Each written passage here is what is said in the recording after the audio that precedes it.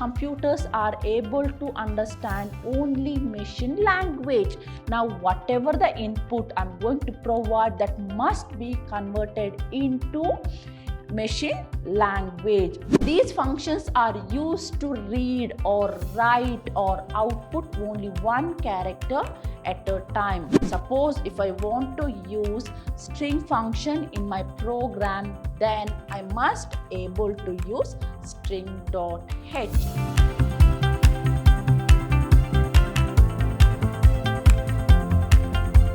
Hello to all, a warm welcome to my new session on function. I am Revati, faculty, Department of Computer Science, Vidhyaashram Pre-University College, Temple of Excellence, Mysuru. In my last session of this chapter, I have discussed the following topics. At the beginning, I started with introduction part. So what is function? So here functions are nothing but group of statement, and it is mainly used to perform some specific or some intended task. Then I have discussed the types of functions. So here functions are classified into two types, that is user defined function as well as library function. So what is user defined function here? So here user defined functions are the function which is defined by the user. And what about library function? Here library functions are the functions, it's also called built-in function or predefined function. That means it's already written and kept inside the header files, and whenever I want, I'm going to use those functions, and that kind of functions are called library function. Then I have discussed the different header files. That means I have discussed iostream.h. Then I have discussed string.h, math.h, etc. These are the certain header files I have discussed in my last session of this chapter. But in today's session, I'm going to deal with character function as well as string function. So these are the two topics I'm going to deal in my today's session. So here, what is character? So what is character? Here characters are single letter or single character. For example, there are certain situations I want to display the grade. For example, I want to display the grade like A, B, C, etc. So it holds only one character or only one letter.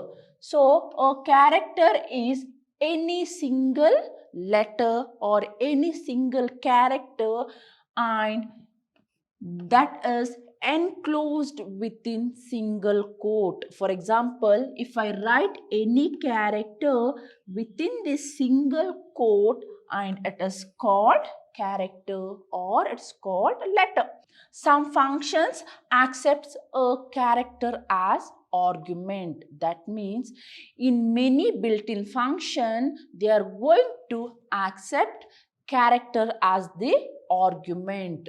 The argument is processed as an int by using its ASCII code. So what's the meaning here? For example, think that I'm going to write capital letter A. So this is the example for character.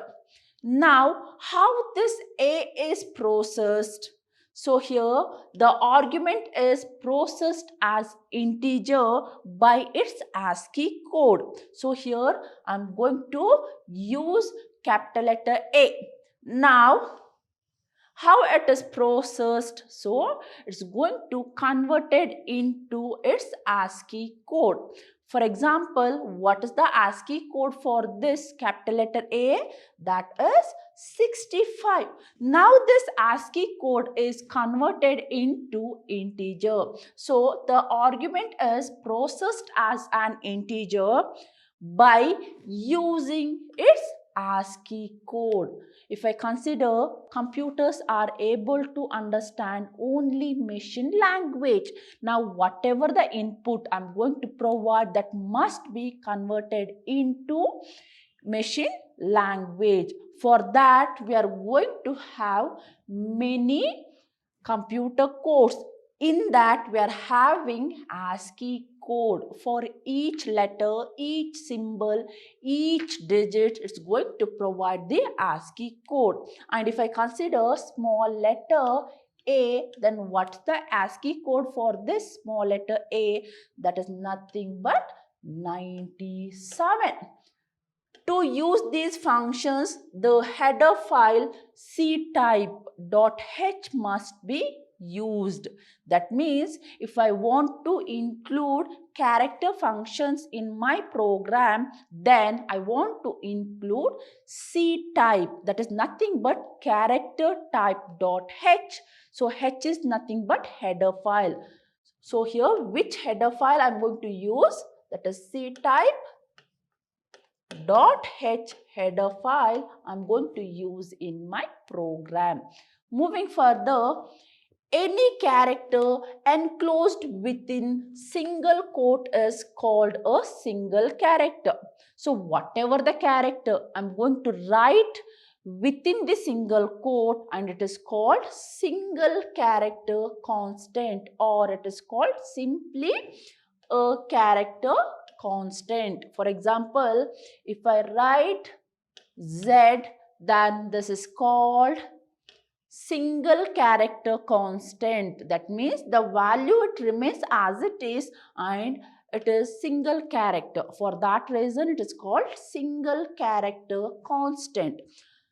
The functions will be of the form, that means how I'm going to call this function or how I'm going to use character functions in my program.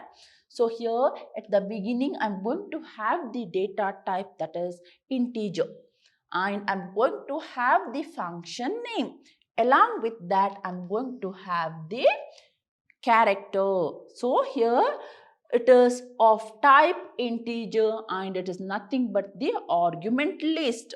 So any character enclosed within single quote is called single character constant. So any character I'm going to write within the single quote is called character constant. Moving further, these are the sum of the functions which is supported by the ctype.h header file. So what is the header file I need to include here? That is nothing but ctype.h. And what are the functions I'm going to have here? Is alpha, is digit, is alphanumeric, is lowercase, is uppercase, then 2 lowercase, 2 uppercase, etc. So these are the built-in functions, and these functions are stored under ctype.h header file. Now, what is the use of is alpha? So I want to check whatever the input or whatever the argument I'm going to have, that is in the form of alphabet or not. Okay, and this function is going to return two values. One is true and one is false. So this function is going to return two values, that is true or false. And this function is going to return true value only if value is an alphabet. That means whatever the argument I'm going to pass and it is an alphabet, then it's going to return the true value. Otherwise, it's going to return false value. And is digit, so it is mainly used to check whatever the argument or whatever the input I'm going to have, that is digit or not. If it is digit, then it's going to return true value, and if it is not digit, then it's going to return false value. And is alphanumeric, that means whatever the arguments or whatever the input I'm going to have and it is combination of digit as well as alphabet, then it is called alphanumeric, and it's going to return the value true only when it's going to have digit as well as alphabets together. That means it's going to include the digit that is from 0 to 9. Along with that, it's going to include uppercase letter as well as lowercase letter. Otherwise, it's going to return the value false. Then I'm going to have is lowercase. So what is the meaning of is lowercase? That means whatever the input I'm going to have or whatever the argument I'm going to have that is in the form of lowercase letter, then it's going to return the value true. Otherwise, it's going to return the value false. And what about is uppercase? Once again, it is used to check the uppercase letter. That means whatever the input I'm going to have that is in the form of uppercase, then it's going to return true value. Otherwise, it's going to return 0 or false value. Along with that, to uppercase, there are certain situations I want to convert the lowercase letter to uppercase letter. In that situation, I'm going to use to lowercase. So here, whatever the input I'm going to have that is in the form of small letter, that is lowercase letters, and I'm going to convert that lowercase letter to uppercase letter with the help of to upper function. And what about to lower? Think that I'm going to have the input and it's in the form of uppercase. Now I want to convert this uppercase alphabet to lowercase. In that time, I'm going to use to lowercase function, and these are the certain function which is supported by ctype.h. So here h is nothing but the header file. Now I'm going to have the character function. That means I want to read the input. How I'm going to read the input? With the help of get function. So here I'm going to read only one character at a time. For that reason, it is get. So what is my function name? The function name here is get, and it's going to read the character. So what is character here? It is capable to hold one character at a time. So what is the capacity? It is 1 byte. So the capacity here is 1 byte. And how I'm going to call this get function in my program? With the help of cin. So I'm going to use cin object in my program. Along with that, I'm going to call get function and I'm going to pass the character here. So cin.get, that means I'm going to read the input from the keyboard or from the file or whatever it may be. So I'm going to call get and I'm going to use the argument of type character. With the help of cin, I'm going to call, or directly I can call cin dot get ch. Both are correct. That means I can able to use ch equal to cin dot get. So what is the meaning get? That means read one character. So here all these are character function. So what is character? Character is nothing but one character at a time. For that reason, I'm going to have the get function. And how I can able to output single character? For that, I'm having put function. To read get, to output or to display, I'm going to have put function. And how I'm going to call? That is cout dot put, and I'm going to have the variable called ch. So I can able to use getin function to read the input, to read. Okay, then what about put? to print. These are the two methods which is supported by ctype.h header file. Moving further, I'm going to have the simple program. So, to determine the type of character, that means I'm going to identify which type of character I'm going to input. So, it may be a character or it may be a digit. So, at the beginning, I'm going to include three header files. So, one is for iostream.h, that means I want to establish stream connection. Then, console input and output. This is also another header file. Then C type, because here I'm going to perform character functions. For that reason, I'm going to include ctype.h header files, and the actual execution of the program starts from the main program. So here these functions are used to read or write or output only one character at a time, and the type of data is character here.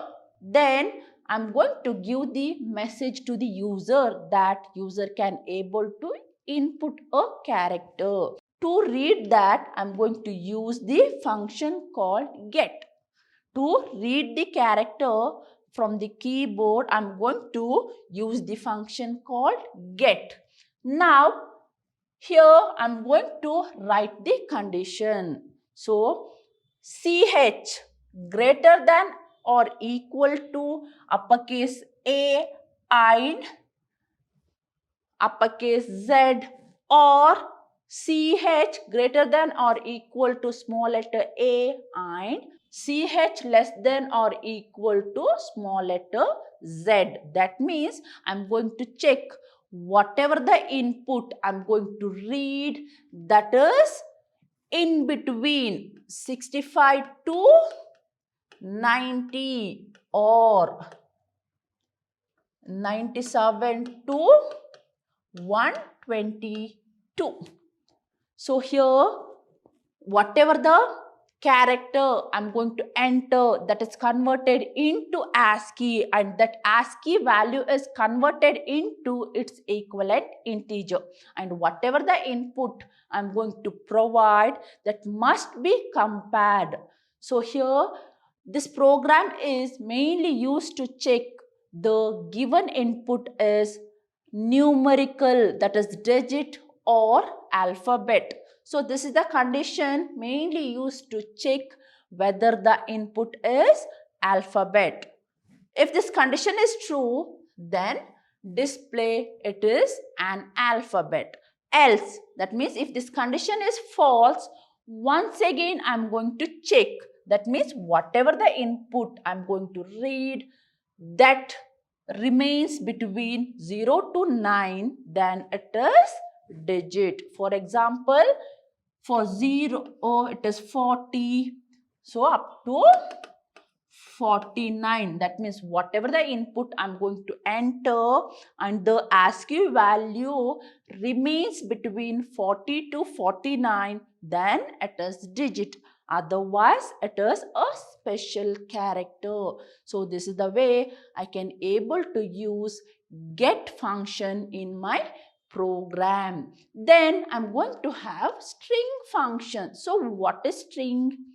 Dear student, now tell me the difference between character as well as string. So, character means what? One letter or one alphabet or one character at a time, and it is enclosed within single quote. Then what about string? So here strings are nothing but the sequence or collection of character or group of character, and that is enclosed within double quote. This is the example for character, and this is the example for string. Strings are manipulated as one-dimensional array. So here strings are called one-dimensional array. That means here strings are stored in the form of one-dimensional array. Why it is array? That is nothing but it is collection of data or collection of character. For example, if I consider this input A, B and C. So, it is nothing but collection of character or group of character, and it is represented in the form of array. So, C of 0, C of 1, C of 2, and in place of C of 3, I am going to place the null character. I am going to place the null character. So, strings are manipulated as one-dimensional array of characters and terminated by null character. So, at the end, I am going to place null character. So, here C++ provides many functions to manipulate string. So, what is manipulation? That is nothing but the modification. To use this function, the header file string.h should be included. Suppose if I want to use string function in my program, then I must able to use string.h. Now tell me, dear student, how can I create string here? So at the first time, I'm going to write the data type. So what's the data type? It is character. And the string name here is C, and it is nothing but a collection of element, or it is collection of character, and it is responsible for storing 5 characters at a time. So here I'll write A, B, C, D, and this is the input. Now if I write the memory representation for this array, then at the beginning I'm going to have the A, B, C, then I'm going to have the D, and at the end I'm going to place the null character. So here C of 0, and this one C of 1, and this one C of 2, this one C of 3, and C of 4. Totally, I can able to have 5 character, and it is nothing but a array or collection of character. It's called string. Declaring a string variable. That means how can I declare string variable? So this is the syntax. So here at the beginning I'm having the data type. So here it is string, that is nothing but a collection of character. For that reason the data type is character, and I'm going to specify the string name. Along with that I'm going to specify the size, because it's nothing but the collection of or group of element. So here string name is the name of the string variable, and the size is the number of characters. So here this size is mainly used to represent the length of the character or size of the characters in the string. The size helps the compiler to allocate required number of memory. For example, if I write character name of 10, now this informs the compiler that allocate 10 byte of memory for this variable called name. So the compiler to allocate required number of memory to store the string. So here I'm going to have the example. So character ST is my string name and size is 50. Now the compiler is going to allocate 50 bytes of memory for this string variable called ST. So dear student, This is the example I'm going to have here. So here I'm going to have my data type as character, and the name of the string here is S, and I'm going to store Karnataka. Then what is the length of this string? That is 1, 2, 3, 4, 5, 6, 8 and 9. So there are only 9 characters in the string, and the null character, that is /0, or I can able to use null, is automatically appended to the end of the string. So manually I can able to place end of the string, that is null character, or automatically compiler is responsible for placing null character at the end of the string. If the entire string is initialized to the string variable, so for example here the size of the variable is 10, and I'm going to store all the characters in that memory location, then the null character is automatically appended. For example, instead of 9 letters, if I'm having 10 letters here, and what is the memory location allocated for this? For this string, it is 10. And I'm going to store 10 string. Okay. Now, what the compiler will do? Automatically, it is going to append null character at the end of the string. So, how many memory blocks are used by the S now? It is 11. So, 10 for the string and 1 for the null character. If the string is initialized by giving the characters, then we must explicitly specify the string terminator. If the strings are initialized by specifying the character, then explicitly specify the string terminator, that is nothing but the null character. This is the way I can able to initialize a string in my program. So dear student, in my today's session I started with what is character and what are the different functions supported by the C++ programming language. Along with that, I discussed what a string and how to use the string in our program. So dear student, I hope in my today's session you got more information about the function. Let's meet in the next session with some more information about the function. Until then, keep watching and keep learning. Thank you.